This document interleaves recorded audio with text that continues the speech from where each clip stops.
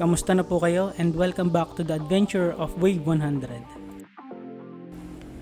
Gusto ko lang ipakita sa inyo ang sandblasting or sandblaster, isa sa mga proseso sa pagtatanggal ng kalawang at pintura sa mga metal parts.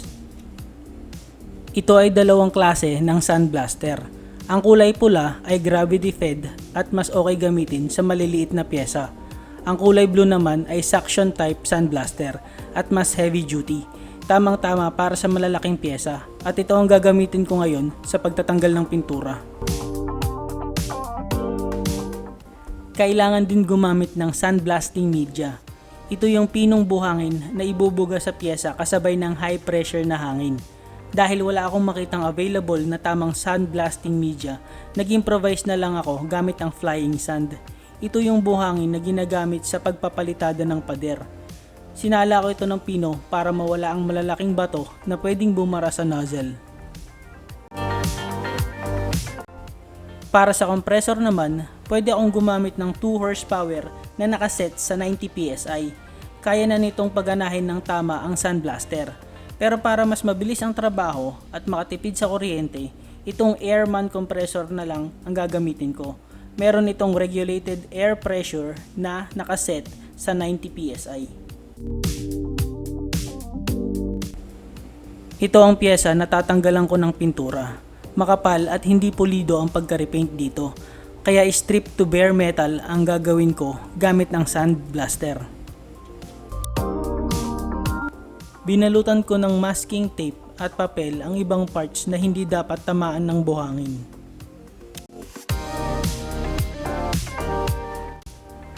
Sa open area ko gagawin ang sandblasting at malakas ang talsik ng buhangin nito.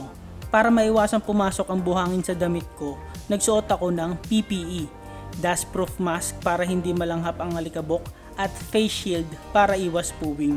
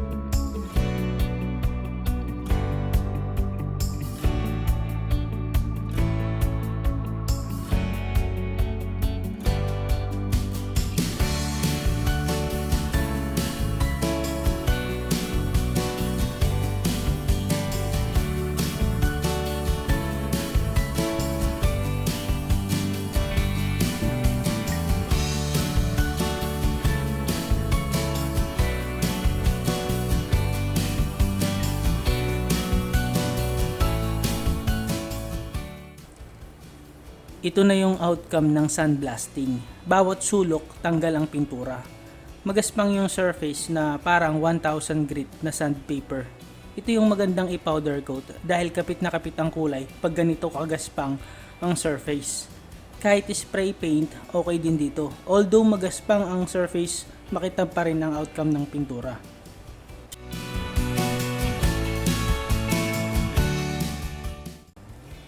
May same parts ako dito na ginamitan ko ng paint remover. Compare sa sandblasted parts, mas makintab ito. Halos parehas lang madaling gamitin ang sandblasting at paint remover. Pero mas budget friendly ang paint remover. Para sa personal kong opinion, mas gusto kong gamitin ang sandblaster kasi mas okay ang outcome nito.